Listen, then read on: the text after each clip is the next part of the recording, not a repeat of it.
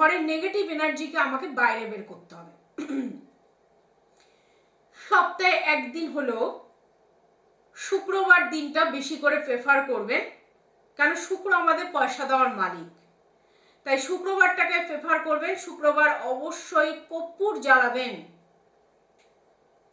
কর্পূর জ্বালিয়ে কর্পূরের ধোঁয়াটা বাড়ির চারি কোণায় দেওয়ার চেষ্টা করবেন, ধুনুচির মধ্যে দিয়ে বা যে কোনো দানির মধ্যে দিয়ে বাড়ির চারিদিকে দেবেন, প্লাস ঘরগুলোতে তো দিচ্ছেনই। শুক্রবার দিন রেমেডিটা করবেন। আর একটি হচ্ছে মঙ্গলবার দিন করবেন, লাল রঙের চন্দন নেবেন, লাল রঙের একদমে একটা চন্দন কিনবেন, হনুমান মন্দিরে যাবেন, সেই চন্দন ঘষে চন্দনের প্রলেপ হনুমানের গায়ে, হনুমান দেবতার গায়ে লাগিয়ে আসুন। এবং শিব মন্দিরে যাবেন, শিব মন্দিরে গিয়ে শিব মন্দিরে গাও মঙ্গলবার লাল চন্দনের প্রলেপ লাগান।